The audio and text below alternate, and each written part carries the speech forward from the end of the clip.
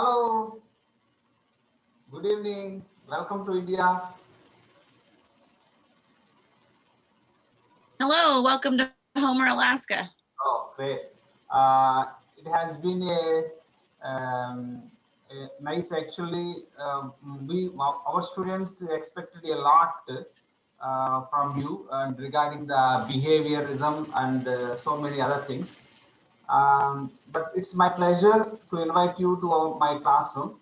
But it's really a great feeling for me and to interact with a teacher living far away from India and that to Alaska. And Alaska is, of course, last edge of the United States of America. And even the time zone is also different from your country. So, would you mind introducing yourself first before I ask my students to pose some questions? So hello, or good morning, I should say. It's good morning there, right? My name is Winter Marshall Allen, and I use she and her pronouns. I'm a special education secondary teacher. This is my 13th year in the classroom. I am zooming in from Homer, Alaska. I am a Black Chippewa and Mexican woman. I would like to recognize the Aleut Supiaq land of the Dena'ina people here in Alaska, who are the original stewards and landowners of the land. Alaska here is beautiful. Here in a little bit, before it gets too dark and before the weather storm moves in, I'll change locations and I'll give your students a preview of the Kachemak Bay. Kachemak means Smoky Mountains, and it's the native name for the mountains, Kachemak. Homer is unique in the fact that it's a mixed settlement. We have a Russian settlement here, but right across the bay we have our native villages that like I said, are the original stewards of the land. So Alaska, as we understood that it's a land of many amazing facts. So another amazing fact, as per my knowledge, is maybe aurora borealis. I think is a light. I think is a maybe a light we can see only in this part of Alaska. I don't actually. Yes, we are the land of the midnight sun. We are the Yeah, land yeah, of the midnight sun, and right now the light is coming back. We're getting ready to get into our long light cycle, and everybody's really excited because right now we just got fresh snow, and it's like the light is like, for right now it's 7 o'clock here, and like 2 months ago it was already really like pitch dark and you couldn't do anything. So people are just now like coming off the ski trails and the snowshoeing trails and things like that, and just ending their afternoon activities out on the beach. Today was a okay. really nice low tide. So is it possible? Is it possible for you to take us a little outside your classroom to witness your weather? Is it possible right now? I'm actually not in my classroom. You guys are getting to visit from my home office, but I can take you out on the deck and I'll give you a preview Okay. of the Kachemak Mountains. I have a view here off of my deck. So give me a second. Thank you so much. Thank you so much. So shall I invite my students to ask you some questions if it is possible?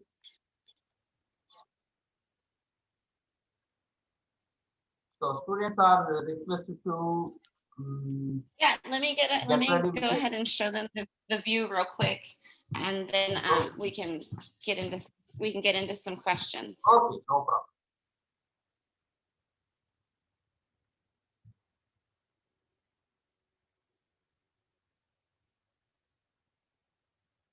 Yeah. So it's students, you are all requested to look at this weather. At the moment is Alaska and extreme part of United States of America. Look at the ice; it's completely covered everywhere. So yeah, really beautiful, really amazing. Across the bay here are the glaciers. There's actually two here that you can see. You can see the Gerwick Glacier and the Saddleback Glacier. And then there's the volcano. You can see the mountain right off over here. You can see that's St. Augustine. Homer is the very end of the road system in Alaska, and we have a spit that goes out. It's a land mass that goes out about 4.5 miles out into the ocean. Here, the kids are still wanting to look. Here you go.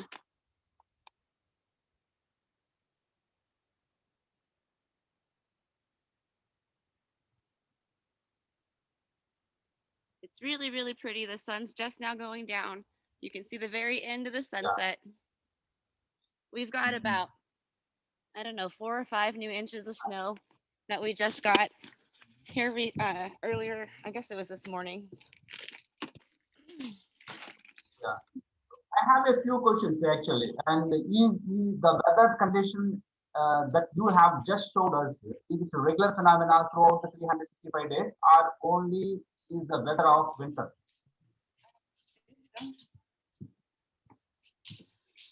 Um, the weather in Homer, no, is not like this 365 days out of the year. And for that matter, Alaska is not covered in snow all year long. I used to live in the Arctic, above the Arctic Circle, and there's a melt-off period where everything is green and blooming, and berry picking season is very important in regards to subsistence living. So we have the season changes. Our seasons are just shorter. So the winter is a lot longer and the summer is a lot shorter. So thank you so much for Both the showing dogs are us awesome. weather fact. But we are really so jealous of you because we are all living in a tropical weather pattern. So we hardly see any snow in our region. So in order to see the snow, we have to go northern part of India, where we can witness the snow and so extreme weather conditions. Otherwise, India is by and large very tropical weather, very dry and humid, and it's very hot in this part of India where I am living.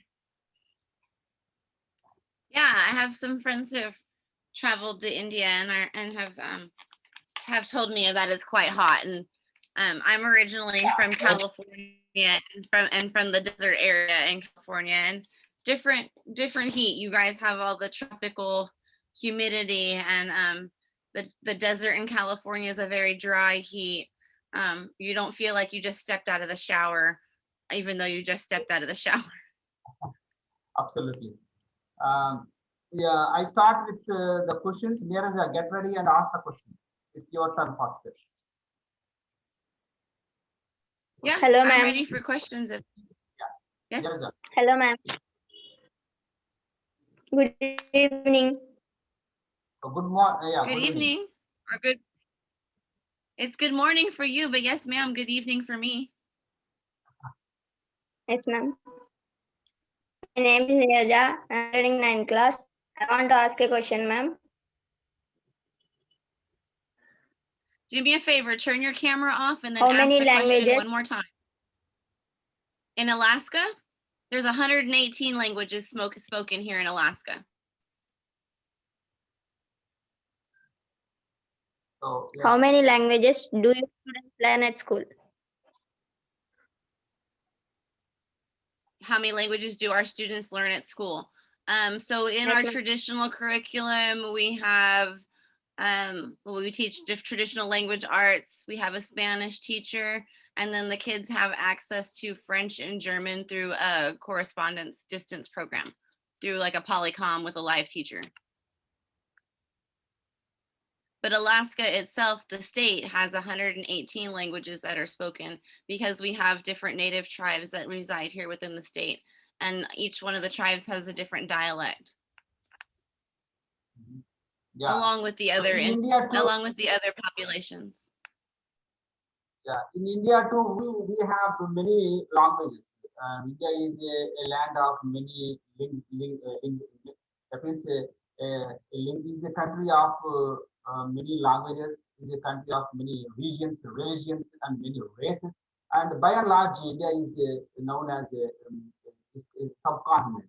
So whatever the features that we find in a continent, so that such features can be found in India. In India, as you, I don't know whether you know the Indian states or not. We have as many as 28 states are there. In each state, we have a regional language. So in my state where I am living, my students speak one different language called Telugu. So being an Indian, I can't speak with my fellow Indian who is living in northern part of India, who is living in a neighborhood. We have one more state. So I can't speak their language unless I speak in English. So in India, the problem lies in the language. So in order to communicate with my fellow Indian, I have to speak either English or his native language.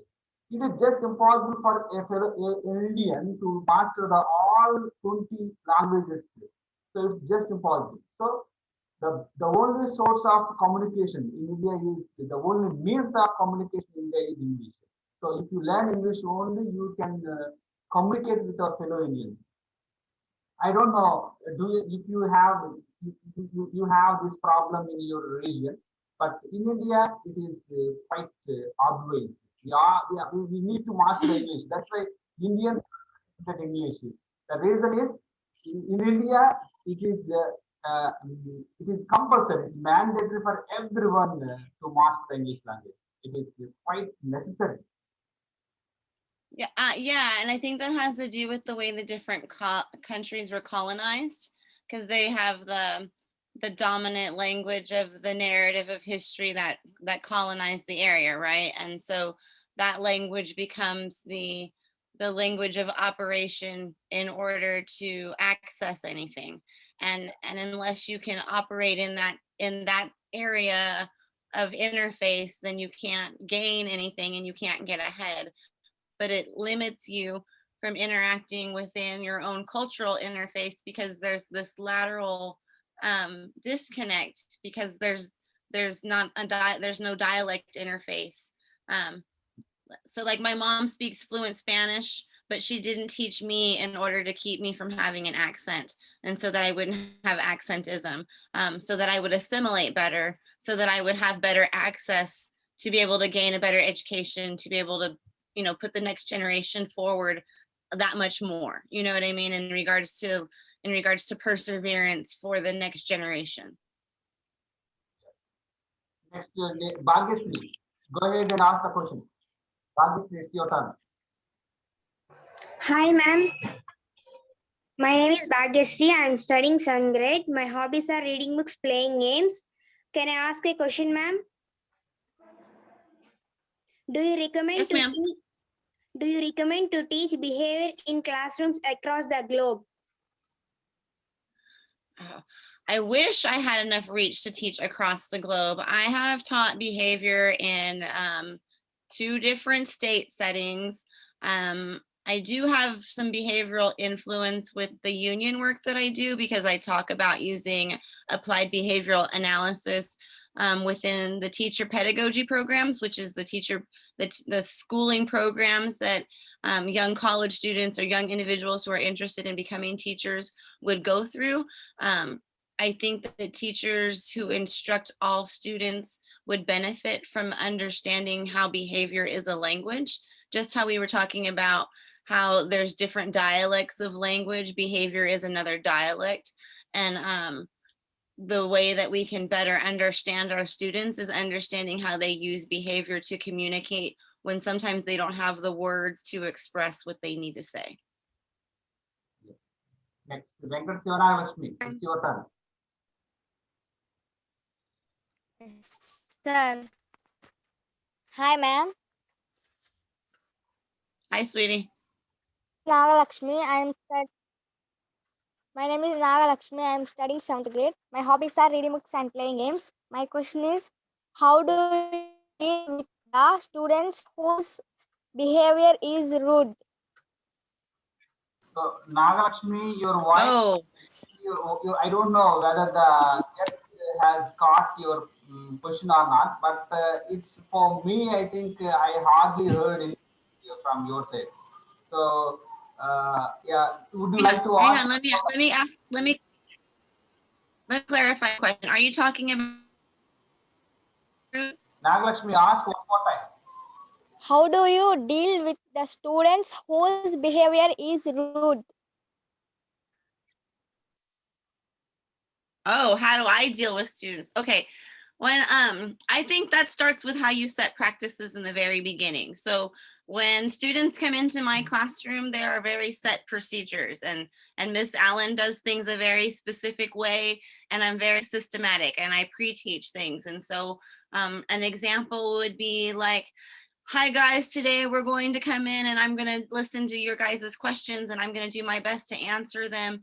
And as I have questions for you, I might stop and interrupt you and ask you for clarification. And then you guys can go on and can proceed with the questions. And then we would continue to go on through our lesson. And as things come up, I would go back to what I pre-taught. Excuse me, Johnny, right now we're focused on this. Right now, you'll have time for that later. And then I make sure that there's actually time for later, because sometimes we tell students later and then we never give them that later time. And then that causes them to act out because they never got a chance to express themselves. They never got a chance to say whatever it was that was so pertinent on their mind in that time and space. Thank you, ma'am. You're welcome. That's a good question. They've all been good questions so far. I don't want to discredit anybody. And I like how you guys are all sharing your hobbies and your interests before you speak. Who's next? Hi, ma'am.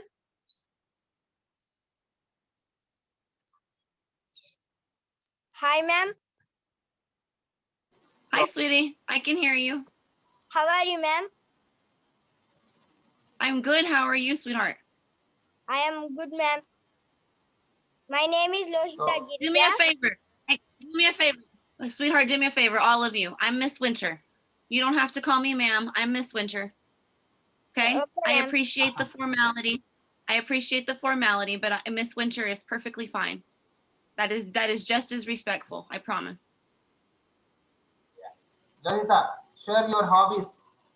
My hobbies are reading books, playing games, watching TV, and dancing. What are your hobbies, ma'am? What kind of dancing do you do? Yes, ma'am. Wait. What kind of dancing do you do? Lohita, what kind of dance? What kind of dancing? So is it traditional dancing or any other movie related dancing? So what kind of dancing you Other practice? movie dancing, ma'am. Other Yeah. movies dancing, ma'am. So Winter actually she is saying that Awesome. watch the movies. So she tries the steps of the movie songs in her home. She's watching pop culture. I get it. Yeah, Lohita, do you have any What's your questions? question? Yes, ma'am. Yeah, what do you want to ask? What kind of role does behavior play in one's life? Behavior plays a huge role in your life. Behavior is about choices, right? And we have the power with our choices. We have a power to make good choices and to make bad choices, to make impulsive choices, to make thoughtful choices, to make informed choices, to make uninformed choices, right? And all of those things reflect how we act in a situation. And those things are all relate to our behavior. So when we think about the choices that we're going to make, and we think about the information that we have available to us, and we think about the feelings that we have, we can react the best way that we can in order to meet our goals, right? Because we all have goals, we have dreams, we have things that we want to achieve, we have aspirations maybe that our family has set for us. Maybe that aligns to our dreams, maybe it doesn't. But those are all things that we need to take into consideration as we want to be respectful of ourselves and be respectful of our ancestors. Okay, ma'am. Bhargav, What is your Bhargav, favorite subject, ma'am? How do I what? What is your favorite subject, ma'am? Oh, my favorite subject. My favorite subject would have to be dance and music. I'm really good at math, but I can't say that it's my favorite. But I am really good at it. Okay. Thank you. Bhargav, are you still available? Bhargav, Yes, sir. ask your, try to introduce yourself first. You say your name, your hobbies. Hi, ma'am. Hi. My name is Bhargav. My hobbies are reading books, playing games, and watching TV. What's your question? Bhargav, ask the question. Explain about Alaska. Explain about Alaska? What do you want me to explain about Alaska? There's lots to explain. We Yes, have the ma'am. biggest coastline in the world. We're the home of the Iditarod. We're the biggest landmass space, and we actually take up 2/3 of the United States. If you were to put Alaska inside a picture of the United States, we fit inside of it from top to bottom, and we take up 2/3 of that space inside the landmass. Alaska is known for its indigenous cultures. Alaska is known for its fishing capital. Alaska used to be known for its oil industry. Some people talk about the permanent dividend fund, which Alaska residents don't own the mineral rights to the land. The state actually does. And so that investment money goes into a permanent fund investment. And then the citizens of Alaska get a small portion revenue check that's paid once annually. It's normally like $1,200 or something like that, depending upon the year and depending upon the revenue investments. Alaska is the home of the Northern Lights. Alaska is the land of the midnight sun. Alaska is beautiful. There's tundra and there's mountains and there's rainforest in the southeast by Juneau. We have whales and oh gosh, I can talk about all kinds of crazy things about Alaska, sweetheart. I wanted you to tell me about some cool things about India. Yeah, definitely. Winter, actually, I am very curious to ask you a few questions regarding Northern Lights. You are lucky enough to be living in a part of United States of America where Northern Lights are regular phenomena. So, how often do you encounter with the Northern Lights? Do you often see the Northern Lights? Because we have Okay, read many articles. Okay, so I have an app on my phone, and my husband and I will watch the app to see when the lights are going to be really good. I don't know if you can see this really well, but you see the green circle? That's the aurora borealis, right? And that's the pathway, the pattern of its travel right now. And I can get my finger on the right side. So when that thick bright side is way over here, normally the lights will be really good.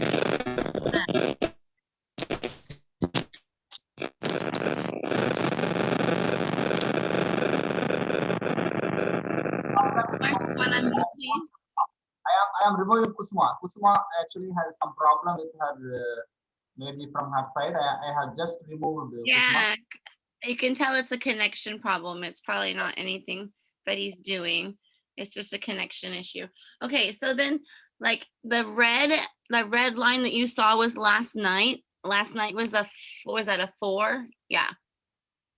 Is that a 4? I think that was a 4. Might have been a 5. Okay, so that was I didn't go out because it was cloudy and we couldn't see anything here, but there were pictures in Fairbanks, and I'll see if I can find them. There are these amazing pictures of the lights in Fairbanks last night. And then I can show you some pictures of the aurora borealis here. So this is the picture of the aurora borealis here. Winter, I have a request for you. Is it possible to show my students the Northern Lights live? If it is possible, if you predict it in beforehand, is it possible for my students to witness this natural phenomena? maybe in future. I don't. Not. I'm sure we'd have to watch the calendar and see when there's going to be a real good night, and then look at the weather, and that might be something that can Okay. happen. You guys are in school right now, right? Yeah, we definitely make ourselves available for the Northern Lights because wonderful, maybe what we call it, So like a great. Yeah. this says March. What does that say? March 18th and 19th are supposed to be 5s. March 12th and 13th are supposed to be 4s. But I don't know if the weather is going to be clear here to see them. But if the weather is clear and we go out, I think it would be totally plausible to try and Zoom with you guys to see if you can see them. I don't know how well it would broadcast through my computer camera to see it. That's the only thing that might be a drawback. I don't know. Okay, let us wish that. But we'll see. I mean, we can always try it. Yeah, let us see if there is the possibility for us to witness that wonder. Okay, next, Jagadish or Varshita. Varshita, it's your turn. Varshita and Taslima. Anyone can ask. Sir. Hello, ma'am. Hello. How are you, ma'am? I'm good. How are you? I'm fine, ma'am. Thank you. Good evening, ma'am. Thank you. Good evening or good morning. Thank you, ma'am. My name is Varshita. I'm studying 9th grade. Can I ask a question, ma'am? Yes. What is your teaching philosophy, ma'am? What is it that I'm teaching in Alaska? I'm a special education teacher, and I teach secondary life skills along with the general curriculum in order to get your diploma. So I teach a little bit of everything. I teach how to get an apartment and get a job, and I teach algebra and basic language arts and literature appreciation to those students who are taking those courses. I provide intervention for students who are in the gen ed setting who maybe can access the standard content, but maybe need a different work system presented for them. Maybe they need projects broken down into smaller parts and need other deadlines and things like that and other check-in points. And I help the teacher that they're working with to create that program. I case manage, so I have 12 students that I specifically supervise their education for approximately 4 to 6 years, depending upon how long they're in the secondary setting. Sometimes it's 7 years, depending upon how old or how young they are when they come through. If they're 14 and they don't leave till they're 21, then I normally have them for 7 years. So, Thank you, ma'am.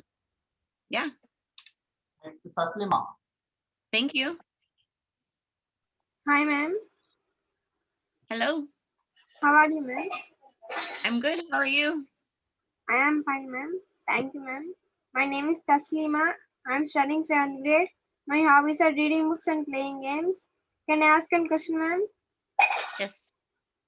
What kind of behavior do your students What kind of behavior So, do my students what? Yes, ma'am. so yeah, Taslima, I have to correct you. I think there is something wrong with your question. Her question will be like, what kind of behavior do you expect from your students? Or What kind? what kind of behavior do you expect from any student across the globe as a teacher? As a teacher, I expect my students to advocate for what they need. I expect my students to come in ready to be engaged with the content. I expect students to, you know what? It looks like your time is going to run out. I'm going to get ready to send you a link and we can extend this. I didn't realize that I have a pro account, so then we don't have a time limit. Give me just a second and I will give you a link. And then I can finish answering this question and not worry about the timer in the background. Give me just a second. No problem. I can send the link also. No problem. I can send the link and you can relog in again because I have the facility. I have the maybe the option to relog in again. So my students also will relog in. No problem. Oh, okay. Okay. Okay, just wanted to make sure because I didn't want the kids to get cut off. So no, I do. I expect my kids to, my students or any student to advocate what their needs are, to express what it is that they're seeking to get from the content. It's really hard to understand or take something away from a lesson if you don't know how it connects to you or what you're supposed to what meaning from it you're supposed to take away or how you're supposed to apply it to the next thing. Thank you, ma'am. Okay. You're welcome. Jagadish. Jagadish. Hi, ma'am. Yes, sir. Jagadish. Jagadish. I hear you. Hello. Hi, ma'am. So here we have Jagadish. Go ahead. My Yes. name is Gatti Jagdish. My hobbies are reading books, playing games, and watching TV. What do you like to watch on I ask TV? one question, ma'am. Jagadish. Yes, What do you ma'am. like to Yes, watch ma'am. on TV first? What kind of programs do you watch on TV? Jabardast. So, what kind of program is Jabardast? Is it a comedy show or is it a children-oriented show? What kind of show is it? Comedy show. Comedy show. Okay. What's your question, sweetheart? Comedy show. Okay. What's your question? Your question. What is your mother tongue? What is your mother tongue, ma'am? What is my mother tongue? I learned Spanish first, and then my mom actually stopped teaching it to me so that I wouldn't have an accent. And then I wound up learning English like everybody else. Good. Jagadish, Thank you, ma'am. Jagadish, what about your mother tongue? Thank you for asking. What language do you My mother. I speak English, sir. My your mother mother tongue is Telugu. Illegal. My mother tongue Telugu. So, Thank yeah, you how for many sharing languages, with me. Jagadish, how many languages do you speak? 2 languages. 2 languages. Okay. You speak a few words in Telugu. Introduce yourself in Telugu. నువ్వు introduce చేసుకో తెలుగులో ఎలా introduce చేసుకుంటావు నా పేరు ఇలా నా పేరు జగదీష్. నా హాబీలు టీవీ చూస్తాను, క్రికెట్ ఆడతాను, పాటలు పాడతాను, ఆటలు ఆడతాను. So say the same thing in English. My hobbies are reading books, playing games, and watching TV. Thank you for sharing your mother language with me. It's so important that you keep it in your heart. Thank you, ma'am. Next, Jagadish, 9th class. Hi, ma'am. Hello. My name is Jagdish. I am studying 9th grade. My hobbies are reading books and playing games and watching TV. And what do you like to watch on TV? What is Jagadish, answer to the question. Ima. Movies. Do you watch movies? Movies. What kind of movies do you watch?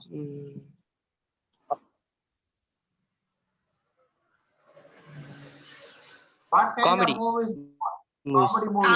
Comedy. I put you guys on the spot asking questions back. What's your question?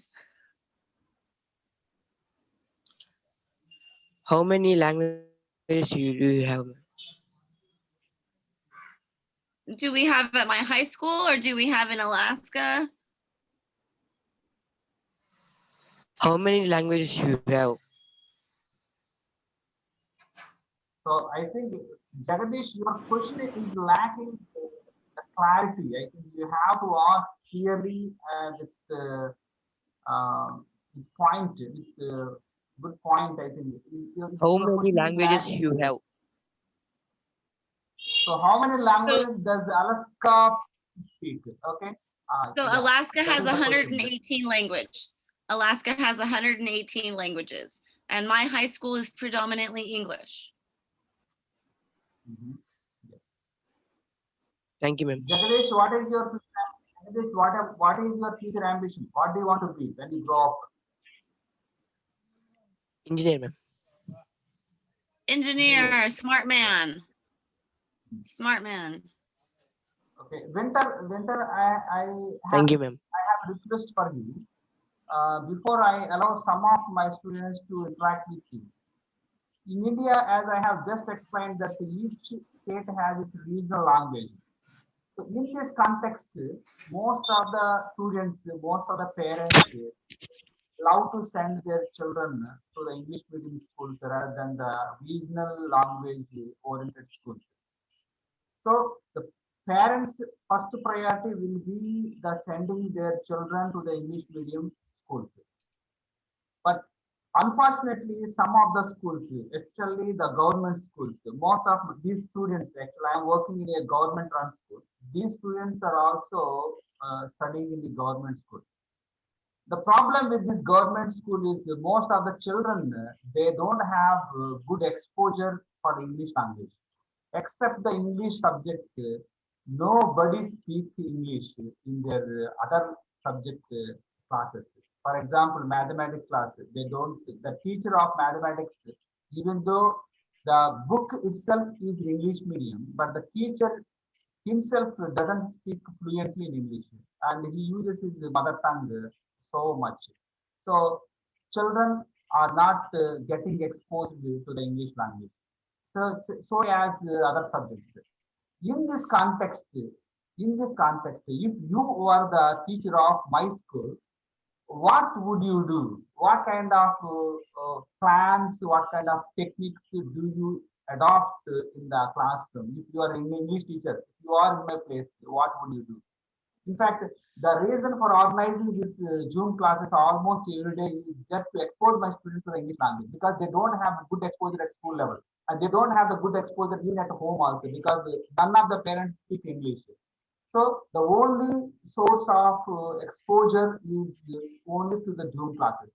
So what would you suggest uh, me and my students in order to master the English language? Oh wow. Being culturally relevant and culturally mindful is something that is really close to my heart. So, if the intent is for students to be exposed to the language, then you have to you have to come at it from an immersion perspective. But if the government school is using English text, but the teachers are teaching in the mother language, but they don't understand the English fluently, then they're not really giving the student um, the whole concept of what may be presented in the text. And in that regard, the student may not be getting everything that may be beneficial that's maybe afforded them had the teacher been fluent in both languages. I think it's super important that students are able to think in both minds, that you're able to translate Winter, between the two, sorry, and that you're able to operate. Winter, sorry to interrupt you. Actually, our this Zoom session comes to an end anytime. So I request you to re-log in again one more time just to complete one or two questions. The students are all requested to re-log in again just for 10 minutes, only for 10 minutes.